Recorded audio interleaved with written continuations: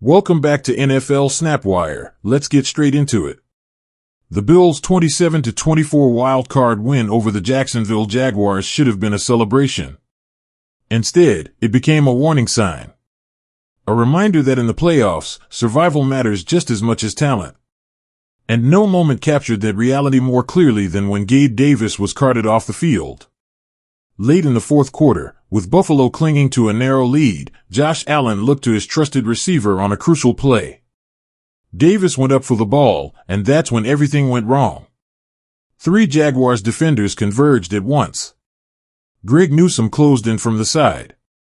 Foyesade Oluokun hit him head-on. And Andrew Wingard delivered the crushing blow, slamming directly into Davis's left knee as he came down from the catch attempt. The impact was immediate and unsettling. Davis crumpled to the turf. He tried to stand. He couldn't. Trainers rushed out, teammates gathered around, and within moments, the Bills' receiver was being loaded onto a cart, his season suddenly in doubt. What made the moment even more chilling was what came next. After the game, reporters spotted Gabe Davis moving through the locker room on crutches, a leg brace tightly wrapped around the same left knee that had just absorbed the hit. Davis later confirmed it himself on Instagram, sharing a photo of the brace and crutches with a short but emotional message. Appreciate everybody reaching out.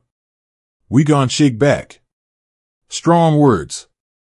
But behind them, real concern. Because this wasn't just any knee injury. Last season, Davis suffered a torn meniscus in that same left knee while playing for Jacksonville, an injury that ended his year early. And now, video replay shows that knee taking the full force of a violent collision, twisted awkwardly under multiple defenders. That's why fans and analysts immediately began worrying about worst-case scenarios, another meniscus tear, ligament damage, or even an ACL injury. As of now, the Bills haven't released an official diagnosis. But in the playoffs, silence often speaks volumes. And the fact that Davis was unable to walk under his own power only adds to the anxiety. What makes this loss sting even more is how valuable Davis had been since returning. After spending much of the season rehabbing his knee, he finally made his 2025 debut in Week 11 against Tampa Bay. Though his role was limited, his impact was real. In just 6 games, Davis totaled 129 yards and a touchdown, and more importantly, he gave Josh Allen a familiar, physical target in pressure moments. Now, that security blanket may be gone.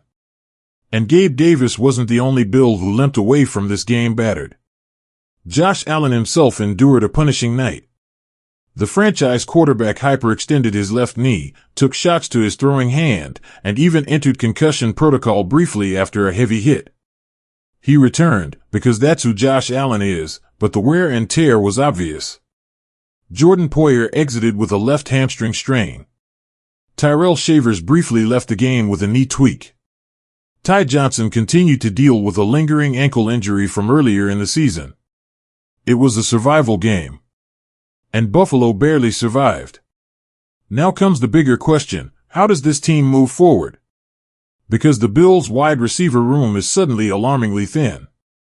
With Joshua Palmer already on injured reserve and Curtis Samuel still sidelined, Buffalo is down to just 4 healthy receivers, and even that's being generous.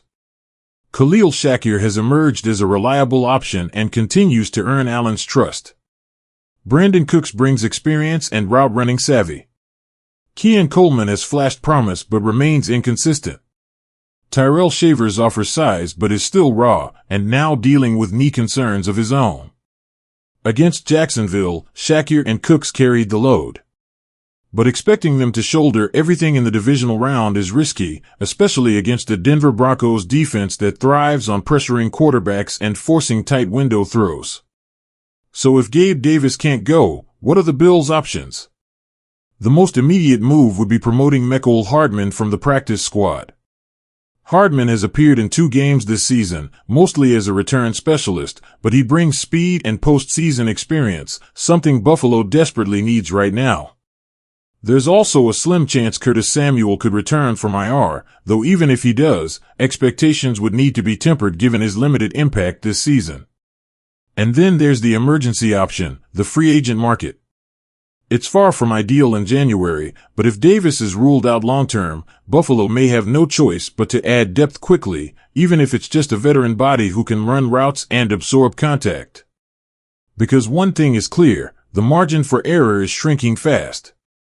Josh Allen can play through pain. He's proven that time and time again. But no quarterback, no matter how tough, can win alone in January. He needs weapons. He needs protection. And he needs his team healthy enough to survive 4 brutal quarters every single week. The Bills escaped the wild card round. But the cost may have been steep. As they prepare to face the Denver Broncos in the AFC Divisional Round, all eyes are now on Gabe Davis's knee and the next injury report. Because one more setback like this, and Buffalo's championship dreams could vanish just as quickly as they began. That's it for NFL SnapWire. If you want the latest playoff injury updates, roster moves, and real-time NFL stories, make sure to subscribe, drop a like, and turn on notifications. We'll keep breaking it down, snap by snap.